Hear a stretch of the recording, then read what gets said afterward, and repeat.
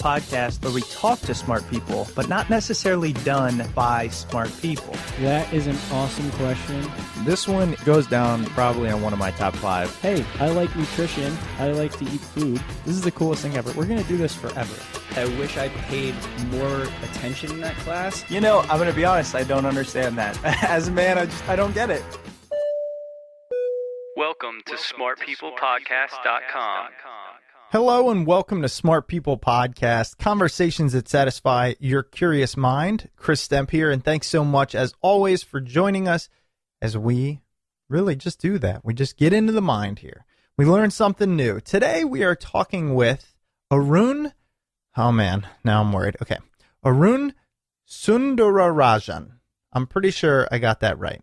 Arun is an awesome guy and the author of a brand new book, literally drops, I think, today. It's called The Sharing Economy, The End of Employment and the Rise of Crowd-Based Capitalism. He's an NYU professor and sharing economy expert.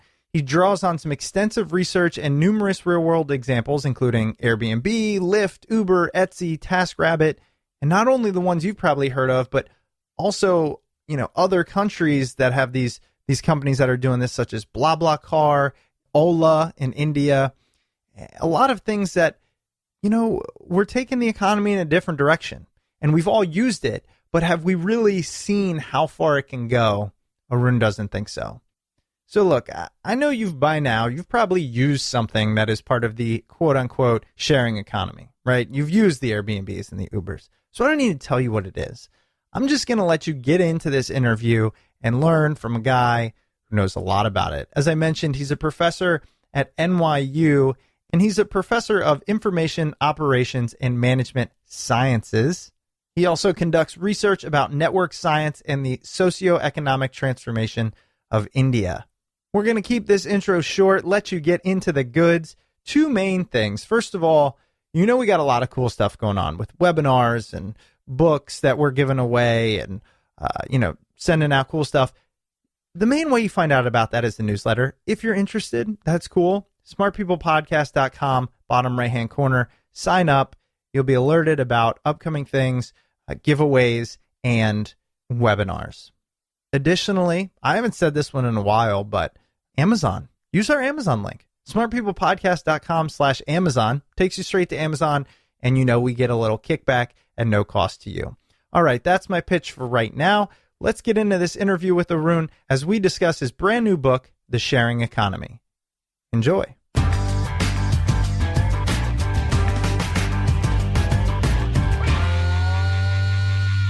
Arun, thank you so much for being on the show. I'm really excited to talk to you, especially because, you talk about the sharing economy. Your newest book is The Sharing Economy, The End of Employment and the Rise of Crowd-Based Capitalism. And as an avid user of the sharing economy, I was just really excited to have somebody on that can explain the inner working. So thanks again for being on. Chris, I'm delighted to be here, and I'm particularly happy to be talking to someone who is an avid user of the sharing economy. I think that set of people used to be small a few years ago, but as I explain in the book, I think that over the next decade or so, everybody will be an avid user of the sharing economy. Absolutely. And that's what's really most fascinating. I mean, the idea of the end of employment, essentially, and I know that's probably a stretch, but maybe not, based on crowd-based capitalism. I'm excited to learn about it because I see the ups and downs of it. But before we do that, I want to learn, okay, so you're a professor at NYU, obviously an author, you do research, you're doing those things. Did you always see yourself as, I'm going to be a researcher and a professor? Well, if you had asked me when I was an undergraduate, what are the likely professions for you? Researcher and professor would have probably ranked pretty low. I sort of stumbled into being a professor rather than it being I wasn't one of those guys who, when he was 6 years old, was saying, I want to be a teacher. I just happened to do a PhD after I finished my undergraduate degree because it seemed like I wanted to spend more time in school. And I've always been fascinated by digital technologies. I had a computer when I was a kid. I grew up programming.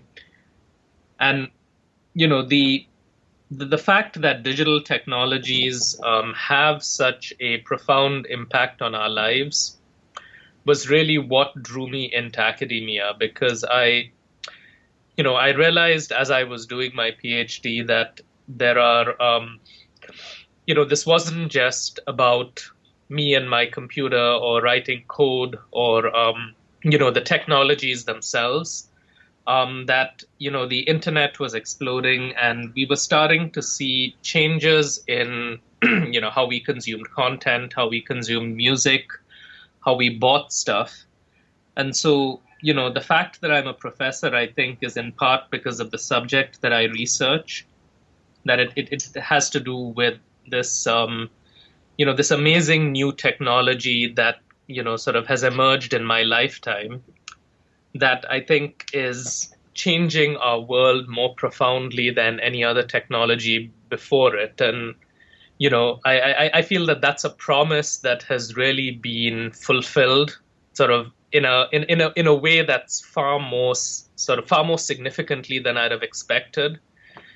It's gone from changing the way we consume music or changing the way that we get our information to changing the way that we buy stuff to changing how we interact with each other through platforms like Facebook and WhatsApp.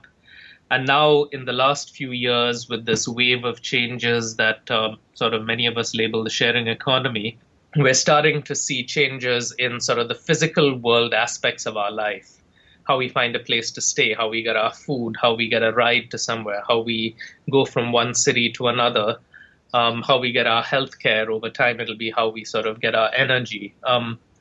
That's a really long answer to the question, but no, it's great. And I mean, you can kind of tell to many professors, so that like once you mention the word research to us, like all bets are off on like how long we're gonna keep talking. Oh man, I love that, and it kind of highlights, when you say, professors and research, because one of the things I like to focus on is how do people get to where they are? How do they know? How did they become this? And so oftentimes, especially with professors, do you think it's just, or a lot of it, is a personality trait? You may not know this was it, but the personality fits perfectly.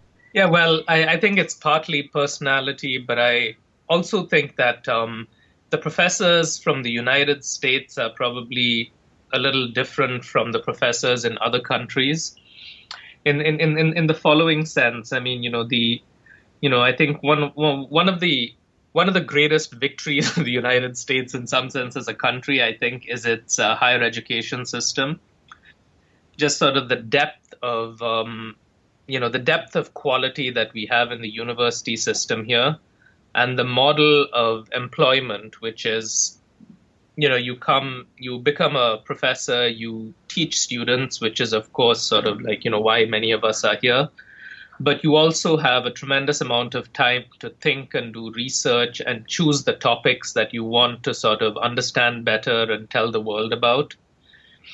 And, I often assess a country's higher education system, not by the quality of its top university, because, everybody's going to have their MIT and their Princeton or their NYU, but the quality of how good is the 100th ranked university? And I think that's the front on which we've got a system here that is just sort of far ahead of, any other countries and attracts sort of people from around the world.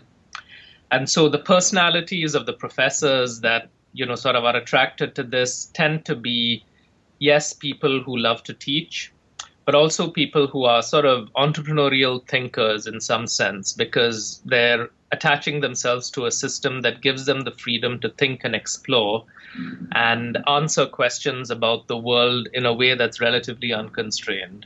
Do you think at all about the, there is some critics of the higher education system in America, this idea of the costs, this idea that you can get a lot of the education elsewhere. I mean, there's a lot of thoughts behind it. Now, you teach at NYU, which there's really there's no way around it. Obviously, you go to NYU, you're better set for a lot of reasons. One of the things, though, that I think people miss in that argument is this idea of research, that if we don't have people who have time to think about these issues and delve deep in, then we might end up with the scenario where, we give up the goods there for this idea that at least we don't have to have the formal university setting. I mean, have you ever thought about that? Yeah, I mean, I think a lot of us think about the future of higher education, or there's been a lot more thought about it in the last 5 years, I guess, than in, say, the first 10 years that I was at NYU.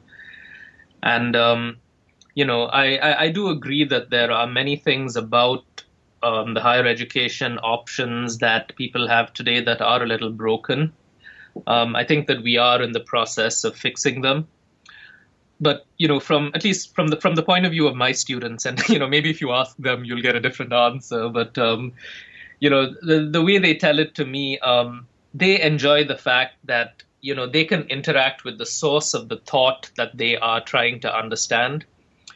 And so the fact that they have professors who do research and who aren't just, giving them a textbook to read or are not just the source of content on paper, but they're interacting with them. They're getting frameworks for thinking about how the world works with sort of the back and forth with them. I think that they see that as an important part of their educational process. Of course, the students at NYU also see New York as a big part of that. And I think that's one of the dimensions along which higher education is going to change in the next few years. It's going to become much more experiential and sort of grounded in, the place where you are. And so NYU students are going to be leveraging sort of New York a lot more than they are today in 10 years. We'll be sending them to the companies. We'll be sort of making sure that we sort of integrate the geographic advantage that they have over here much more deeply into the educational system. So I think we'll see sort of a bifurcation where, there'll be less of classroom, sage on a stage sort of delivering content to students, and much more of sort of two other polar extremes. One is where the students are deeply embedded in a context and actually experiencing what they learn. But we'll also have in parallel a lot of sort of additional digital content that the students are getting that'll substitute for what they're getting in the classroom. But at least at the undergraduate level, eventually, when you get down to it, I think a big part of our product is this sort of rite of passage experience that, someone goes through when they go to college, when that transition from being a non-adult to being an adult. And I think every culture through history has had some sort of rite of passage. Anthropologists have sort of documented this process by which you sort of go through this, maybe you would go to the forest for a year and then come back a man or, come back a grown up. Ours is going to college for 4 years. And it's hard for me to see that, being replaced by a bunch of online content. And so I think that there'll be a lot more resilience than one expects. But I do worry a little that, I've seen the way that journalism has evolved over the last 20 years, and it's led to a whole bunch of really exciting new things that are in the same way that sort of digital innovations in higher education will. But I think also in the process, it's challenged the business models of the large media companies in a way that has reduced the amount of investigative journalism. And to some extent, it's not clear, we may not even know what the impact of that is, because we don't know what we don't know anymore. When I start to see the business models of universities be threatened a little by, digital changes, it sometimes makes me worry that we may end up in a place where the quality of education that we end up being able to deliver to students may go down. We may have to cut out some of the liberal arts stuff. And, if you don't teach people in college how to think in the way that a good liberal arts education does, then, when they graduate, on the face of it, things may not seem different. They may be all tooled up with great skills and like data science and, architecture and everything. But 20 years down the line, when they're sort of making decisions about the world, the way that they are thinking may not be as sophisticated as it would have been had they gotten the high quality liberal arts education that a lot of our students get today. This week's episode is brought to you by The Great Courses. Like so many of you, our love of learning didn't stop when we finished school. That's why we're excited about the new The Great Courses Plus video learning service. You can learn about anything that interests you with unlimited access to thousands of The Great Courses lecture series on so many fascinating topics, taught by the top professors. We really want you to try The Great Courses Plus, so they're giving our listeners a special chance to watch hundreds of their courses for free, including the course we just watched, The Inexplicable Universe, Unsolved Mysteries. Inexplicable Universe, presented by the well-respected astrophysicist Neil deGrasse Tyson, explores some of the universe's biggest mysteries in an engaging, fascinating manner. Listen up, some of that stuff is super complicated, but Neil deGrasse Tyson takes those topics and makes them so understandable. You can learn about black holes, quantum foam, string theory. I mean, these are things that sound impossible to learn, but he just makes it so easy to understand. With The Great Courses Plus, watch as many different lectures as you want, anytime, anywhere. All right, guys, check this out. We know you'll love The Great Courses Plus like we do. Sign up today, and as one of our podcast listeners, you'll immediately get 1 month free to start watching as many lectures as you want. Don't forget to check out the course we watched, The Inexplicable Universe. So here's how you do it. To start your free trial today, sign up now at thegreatcoursesplus.com/smartpeople. That's thegreatcoursesplus.com/smartpeople. And now back to the episode. Yeah, and one of the things I think about is, because I agree, specifically in terms of the transition from, call it, teenage years to young adulthood. I mean, if I think about where I was at 18 before going to college, wow. I mean, it's just funny to think about. I didn't know anything. I was just a little kid. I wasn't even a kid. I was like a little kid. And it forces growth in a number of different ways, socially and mentally and all of that. I think a lot of the kind of issues or thought comes in on the costs to do that. People will say, now especially, am I going to pay 50, 70, 100,000 and sometimes more for my son or for them to take debt to learn how to transition into the real world? I think that's where some of the pushback comes from. Yeah, and it's my guess is that over time we'll move to a model where the cost may go down, or the cost may remain the same, but the model of engagement may change in a way that you don't spend as much time in college dedicated to doing nothing but learning. Like that 4 years may go down to 2 years or 3 years. But then it's the universities give the students a commitment that you can come back and learn anytime during your life. And so it's sort of like, you're buying a subscription to lifelong education in addition to sort of having the concentrated piece. That's interesting. And the online courses when you throw that in. Because, Yeah. man, I went and looked at, and I'm a big fan of kind of online courses. And then I recently looked at, I don't know, I get these emails about a bunch of educational courses, but it was something out of, I want to say, Stanford and all that. And it was expensive. I mean, of course, it's not, in terms of a Stanford education, it's not expensive. But considering it's a e-learning platform, which isn't always formally recognized, it was a lot of money. I know. It's, there's a lot that goes into, I guess, developing that content. There's also a lot that goes into, part of the pricing has to do with brand, like, the brand association. And, some of that may get challenged over time as we come up with other ways of sort of screening and certifying students. You may well find that, you do a whole bunch of online courses and, there's a lot of data that's generated about like your capabilities and your intelligence and so on through the doing of those courses. And we may have, machine learning systems that are able to sort of give a good assessment of like how successful you're going to be in a particular career, that might start to sort of challenge the professor given or university given certifications or branding.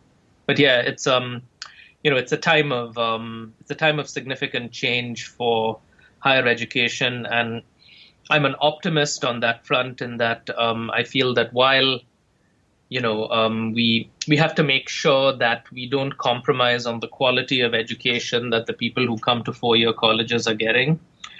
In parallel, we're going to dramatically expand the opportunities for people who may not have been able to afford a college education.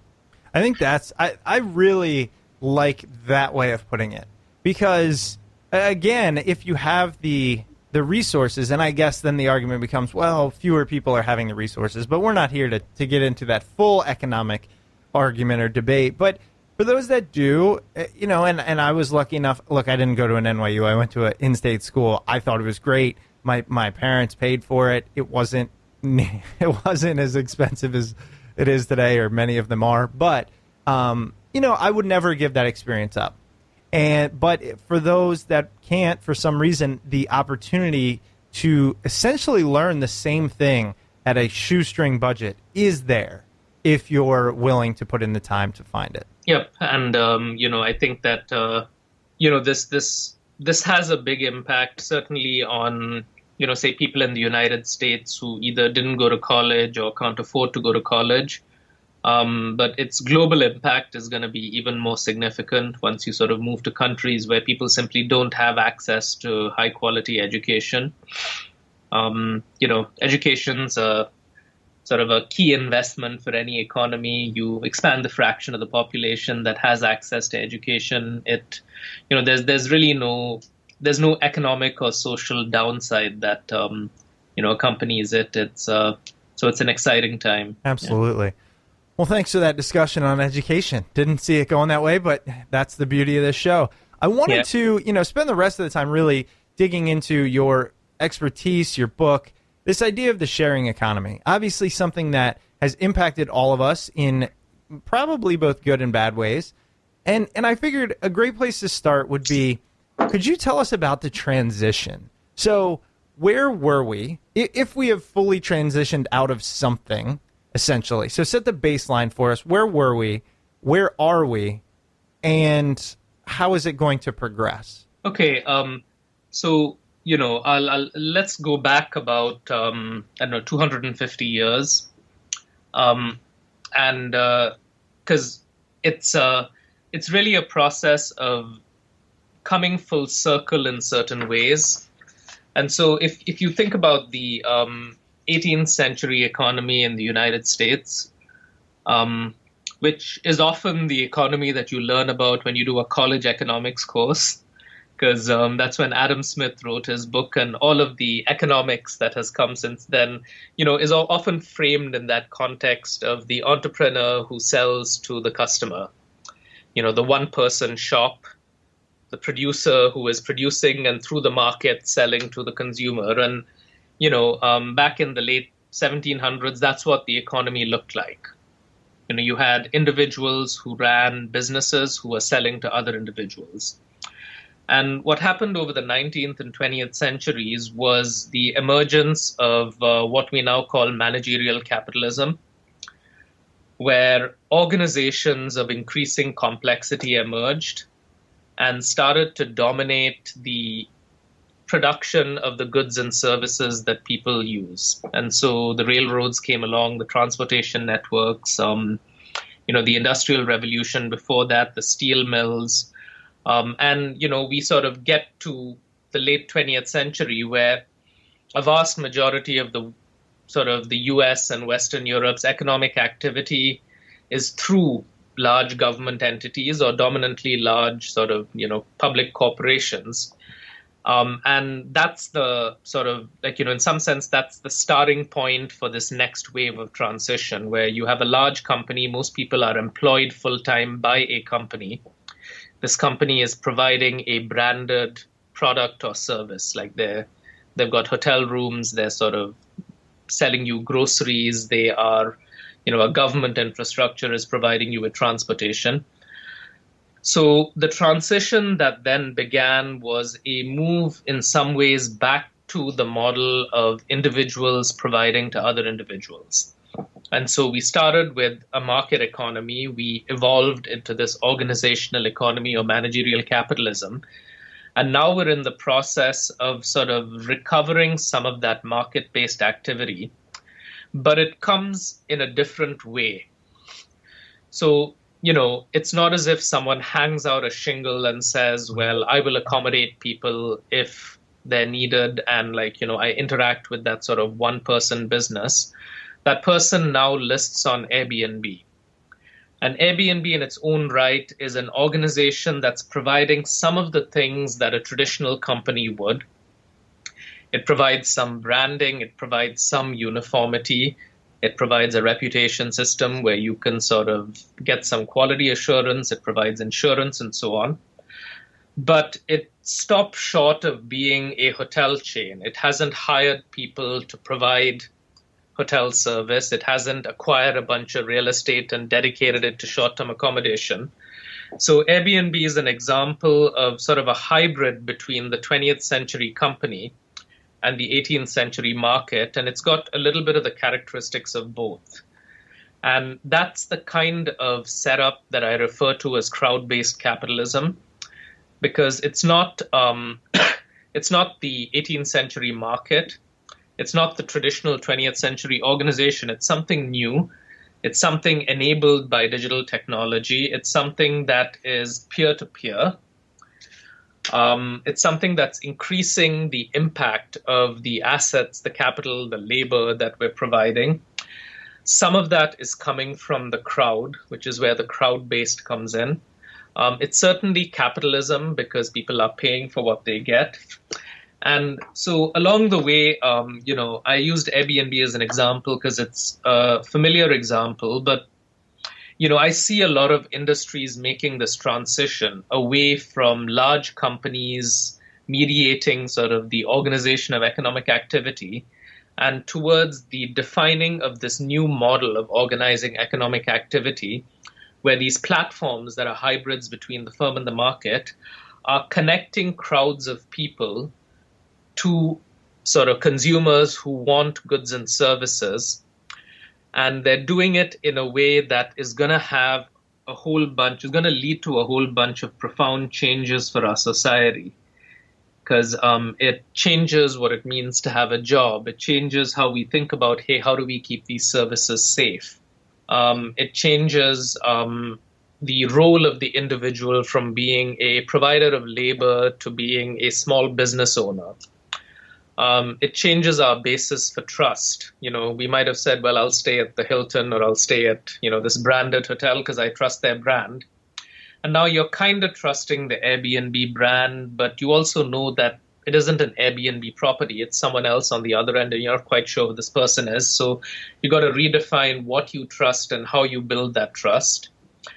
It's also making economic exchange more personal in some sense, in that it's not sort of a faceless hotel employee or, you sort of pushing a grocery cart through the aisles of sort of a fluorescent lit, sort of isolated grocery chain. It's you meeting the farmer who sort of grew the produce that you're buying, or you actually sort of staying in the place of someone who you meet and you sort of form some personal connection with. So that's really, the book is about, here's the transition that's underway from 20th century managerial capitalism to 21st century crowd-based capitalism. Here's why it's happening, the digital drivers and sort of what caused this change.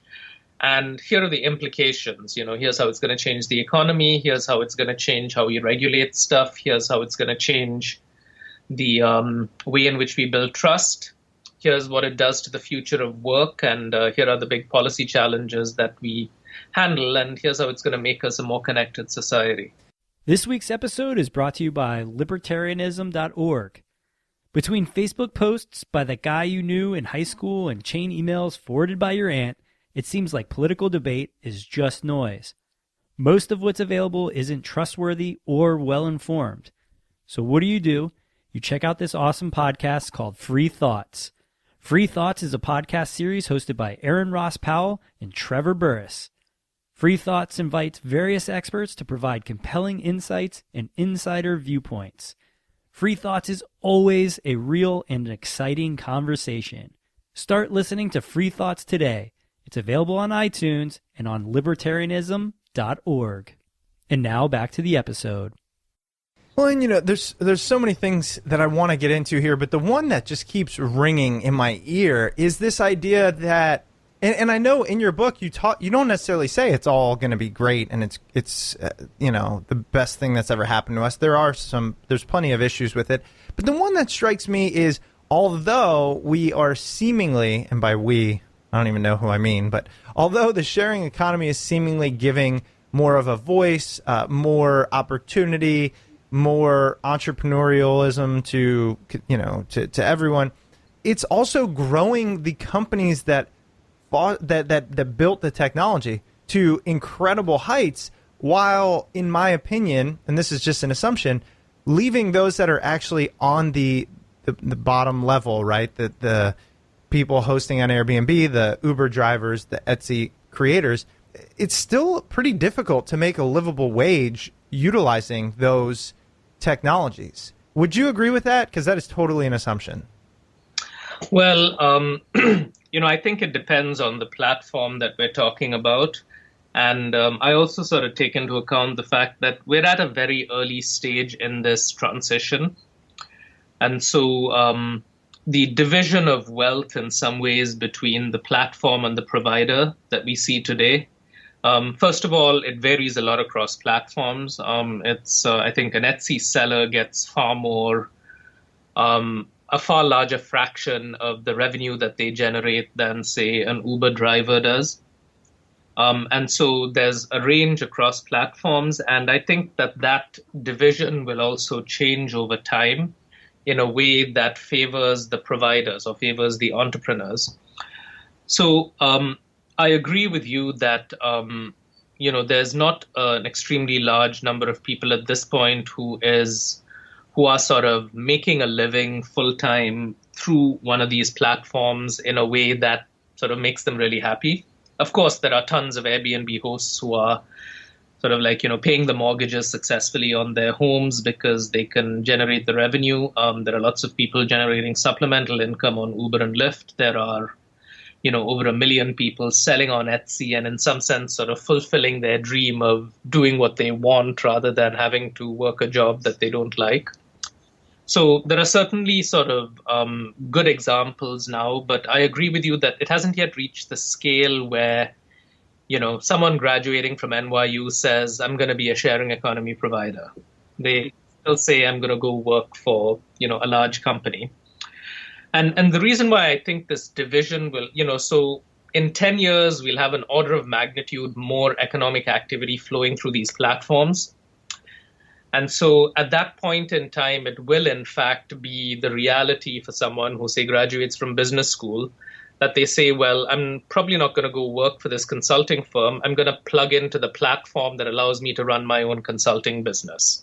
Or maybe while I'm in college, I'm not going to do these internships. Instead, I'm going to be a host on Airbnb, and that's how I'm going to supplement my income.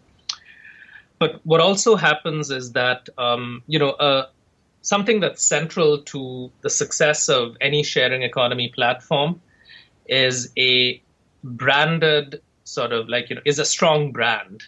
And the drivers of a strong brand in the long run aren't advertising or marketing or sort of a cool logo, but it's delivering a high quality, consistent, service experience. Right? That's how you build a brand in the long run. You sort of promise something and then you deliver it and you do it consistently. Where I'm getting to is that eventually that rests on the shoulders of the providers. I'm not going to get a consistently high quality experience with Uber unless my Uber drivers are happy and are sort of happy about providing that. I'm not going to get a high quality, consistent experience unless the Airbnb hosts are sort of on board with doing that. On that note, sorry to cut you off, but how do you think that is going to evolve as more people join in. And here's what I mean by that. I've been using Uber since the very beginning. And I've noticed as they get bigger and bigger and become more popular, it's impossible for them to keep as high of a standard for Uber driver, frankly. And I think that's a natural transition. How are we going to deal with that as we're still in the early stages? Imagine when it gets, exponentially larger, the Airbnbs of the world have to be concerned about all the people opening up their home or apartment and the safety issues, or Uber drivers and how they deliver. That's a great observation, Chris. I think that part of what we're seeing now is the period of rapid growth, and a lot of these platforms want to sort of make their presence as significant as possible rapidly and become the market leader. And so at that point of rapid growth, you often face challenges maintaining a consistent quality because you're adding new people at this sort of extremely rapid rate, both on the consumer side and on the provider side. But, 3 years from now, Uber won't be growing as rapidly as it is today, because it would have hit sort of that point where there are enough Uber drivers in Manhattan, or there are enough Uber drivers in Los Angeles, or there are enough Uber drivers in Chicago or in Shanghai. And at that point, the growth will slow, the growth of supply will slow, and the consistency will start to increase. What will also happen if we stick with Uber is that they'll face a number of new competitive threats, and we're already starting to see them. There's a company called Juno, for example, that is set to launch anytime now, where their whole value proposition to drivers is come and drive for us, and we won't take more than a 10% commission, and over time we'll share about half of the company's equity with you.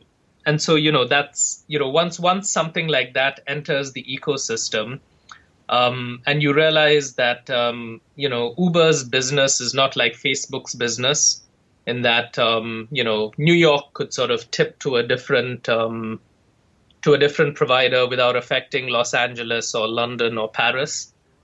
And so sort of these network effects are kind of local to a particular geography. So it's easier to contest an industry leader. And so when you see the prospect of that, you say, well, what do you think a platform's going to do? Well, they're going to sort of start to come up with ways of drawing the providers more close to them. They're going to start sharing a greater fraction of the wealth with them. I mean, yesterday, there's been a recent announcement by Uber about sponsoring a drivers' union in New York. I've often contrasted what I call the platform culture of Airbnb and Uber, because Airbnb seems to sort of have ingrained into its corporate personality the idea that their hosts are partners, are people who they value, who they sort of, who they're building the company sort of on in some sense. I mean, this is sort of the foundation of the company as the host. And so, the platforms that are successful in the future will have a more sophisticated platform culture, which is sort of like, the employee culture of an organization. Organizations 100 years ago probably didn't treat their employees as well as organizations do today. There's a much more sophisticated sort of understanding of how an employee needs to sort of feel a sense of belonging to a company and so on. And so a lot of that kind of thinking will lead to the platform saying, well, we're going to share more of the wealth with the providers. We're going to sort of come up with career paths for the providers so that if they provide through our platform, they can fulfill their aspirations. And all of this will sort of come more readily once we settle down, and once the platforms aren't competing so aggressively for market share, which is what's dominating this rapid growth phase. Sure. No, that's a really great point. This week's episode is brought to you by the awesome folks over at Igloo. Igloo is an intranet you'll actually like. It helps connect people with information they need to do their best work. We all struggle with productivity. We're constantly under pressure to accomplish more and to do it faster. There's no one definitive way to accomplish that, So we devise our own methods to make things work. Usually these things don't work though. So Igloo is here and can help you do things your way, only better. Collaboration shouldn't be painful. Igloo is an intranet you'll actually like. Chris and I used it for Smart People Podcast, and it's been a blessing. You can do blogs, calendars, file sharing. You can create a forum for your employees to use. You can have a social news feed, create wikis, you name it. Igloo can do it, and it will help you do your work better. Sign up now and try it for free at igloosoftware.com/smartpeople. That's igloosoftware.com/smartpeople. And now back to the episode.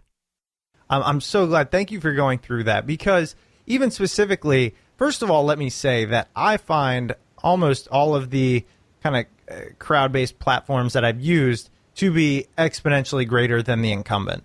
So, I mean, Uber, for whatever things you might disagree with, has to be, or is almost always better than taxi cabs. You know, yeah. I think about when I first graduated college, we would want to go to the bar, we'd have to get a cab. And I remember the difficulty, the time it took. Sometimes the cabs don't show up. When are they going to come? Are they going to go to the right address? Are you going to get somebody on the phone? It was astounding. It was just unbelievable how terrible it was. And Uber came and just revolutionized it for the better. That's how technology can make our lives easier. So I don't want to be too disparaging, but I do think, as you said, that's the beauty of competition. That when you have these other companies coming in saying we're going to pay our drivers more, which I think is one of the big issues with Uber, then they're going to have to figure something out, and we find a great equilibrium. And so I'm just glad you went through that. That was kind of eye-opening, but made a lot of sense. Okay, I'm glad. There was one of the things you discuss in your book called, the gift and market in transactions. And I thought that's a unique way of looking at it. Could you explain the idea behind that for us? Oh, absolutely.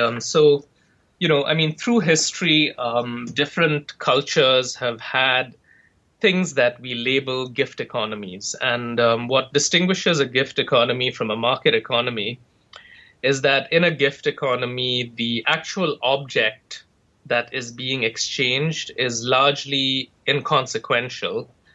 And it's the act of giving or receiving and the connection that it builds that really matters. And so we've got a little bit of that every Christmas when we get gifts from our friends and our family and our loved ones. We do care a bit about the gifts there, but, it's the act of giving or receiving a gift and the connection that implies. I mean, that's really the point of gift giving rather than saying, I want to get stuff. Right. So, if you look through history, you find that different societies have had this sort of gift culture where things are passed on from person to person and the object didn't matter so much. It was the act of giving or receiving that built the connection, and the connection mattered. And then you contrast that with, say, going to the grocery store and buying food. That's a market economy activity. You sort of go, you pay for what you got, and you're not really trying to connect with the person behind the counter. And so, I think over the 19th and 20th century, as organizational capitalism sort of grew, as we sort of became an organizational economy, our exchange became very market-based. And this idea that part of the purpose of some exchange is to form a connection with someone else, that got excessively marginalized. And so what I see in the sharing economy is sort of an interesting meld in many ways between the ideas underlying a gift economy and the ideas underlying a market economy. And so going back to our familiar example of Airbnb, sure, it's a market economy activity. You find a place, there's a price, you pay for it, and it's a commercial transaction in that sense. But it's not quite as commercial as staying in a hotel, because part of the motivation of a number of hosts is to meet interesting people and to have, we want our kids to sort of be exposed to people from around the world, or, I have spare space in my home and, it's nice to actually have someone stay there because then I can have a conversation with them when they wake up in the morning. I see a lot of sort of non-commercial sort of connection forming between Airbnb guests and Airbnb hosts. And that makes me think of gift economy rather than market economy. On one end of the spectrum, there's an Airbnb-like service called couch surfing that, many people use, which is essentially you become a part of couch surfing and you offer up your couch to someone else in exchange for being able to tap into the network of couch surfers. And when you're traveling to a new city, you can sort of get to sleep on someone else's couch for free. That just sounds gross to me. I'm gonna be honest. Yeah, well, but it's been around for a lot longer than Airbnb, and it's pretty popular. And wow, it's the interesting thing about it is that a lot of people who are couch surfers don't think of it as an accommodation platform. They think of it as a social network. The typical couch surfer's behavior when they get to a new city isn't where do I find a place to stay? It's sort of where's the party? How do I meet couch surfers? And the act of giving accommodation is really sort of an incidental exchange that builds the connection. And so that's sort of very gift economy. It's like a modern manifestation of an accommodation gift economy where the connection is really central. But you've also got the other end of the spectrum through a platform called One Fine Stay, which is based in London, where for £1,000 a night you can rent, someone's sort of fancy Mayfair townhouse. There's 24-hour concierge service. There's a butler. There's, so the host is providing the space and then they get out of the equation and then it sort of runs like a commercial hotel. That's very cool. But that's very market economy. So you've got gift economy, which is couch surfing. You've got market economy, One Fine Stay, and you've got Airbnb in between. And what I believe is that, as we transition towards crowd-based capitalism, we're going to pull back some of this gift economy, the sense of a gift economy into our everyday economic interactions. Because people like the sense of connection they get when they transact. We're sort of at a point in like the evolution of society, especially in the US and Western Europe, where people have this need for more human connection. And it's almost a physiological need. Like our brains are wired to need a certain level of connection with other people. And we feel this thing called social pain neurologically when we don't have it. And part of it has to do with the fact that we've moved to cities or a lot of community structures that used to give community have broken down. People aren't as connected to, say, the church or the Rotary Club or these, like the village community like they were 50 or 100 or 200 years ago. And nothing has emerged to fill the gap. And so people crave this connection. And I think a lot of what people are seeing as attractive about the sharing economy, even though they can't put their finger on it, is, they come for the lower prices or the greater variety. But what keeps them coming back, whether it's staying in Airbnbs or driving in the front seat with your Lyft driver or getting your groceries through Farmigo or La Ruche qui Revit, which connects you with the farmer and the other shoppers, is that it's sort of filling this void, this need for connection with other people, but doing it in a way that integrates it into everyday economic activities. And so, and that's what I mean by sort of that gift economy aspect of commerce coming back into our everyday activities, because at the end of the 20th century, we had just sort of swung too far along. The pendulum had swung too far towards the market economy, and it's starting to come back a little now. Well, that was what I found so fascinating about, the first comment kind of you made when we started talking about this, which was where we were, 250 years ago, and it was very gift economy based, I believe. And then now where we are essentially, or even where we were 10 years ago, probably at the height of it, maybe. And it makes sense. It's the evolution of it, right? Because I think we have seen what these large monopolies can become and how they can inhibit not just growth and innovation, but also just they get lazy, frankly. I mean, I think about the cab company. It just drives me nuts. So I'm so glad for these technologies out there that are kind of helping, change the way we live, change the way we interact, and adding the entrepreneurial abilities to more people, which I am absolutely a fan of.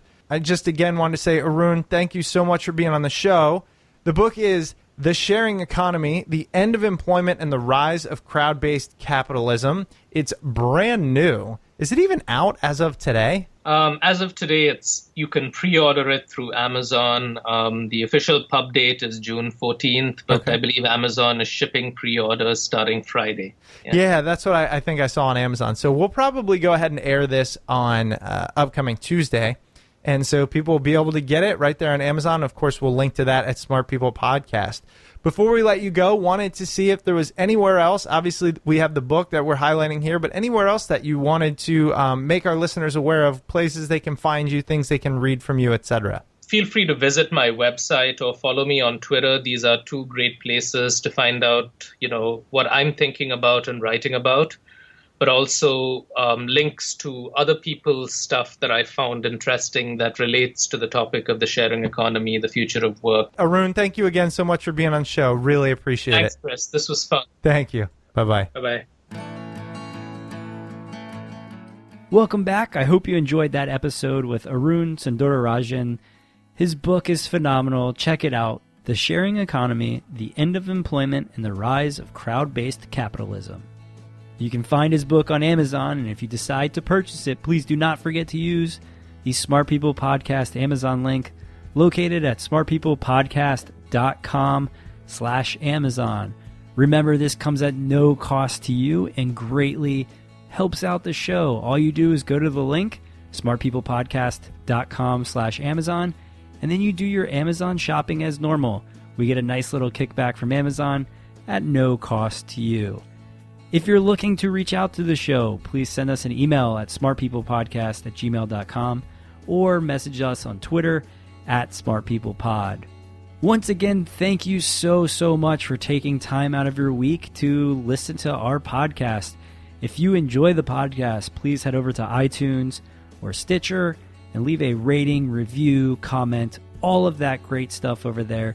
It only takes a minute or two, but you have no idea the impact it has on the show. It really does help us out. So thank you in advance to those that do it. And if you haven't done it yet, take a break from whatever you're doing. Give us a quick review. Thank you. All right, well, that's it for me this week. Please stay tuned to all things Smart People Podcast. Connect with us on Facebook. Message us on Twitter. It doesn't matter. Just start a conversation. We've got a lot of great interviews coming up, and we will see you all next week. Thank you again to our sponsor today, the Free Thoughts podcast series. Most political debates these days, especially during election season, just seem like noise. Most of what's available isn't trustworthy or well-informed, but that's not the case with Free Thoughts. Free Thoughts, hosted by Aaron Ross Powell and Trevor Burrus, invites top experts to provide compelling insights and insider viewpoints. Free Thoughts is always an exciting conversation. Start listening to Free Thoughts today. It's available on iTunes and on libertarianism.org.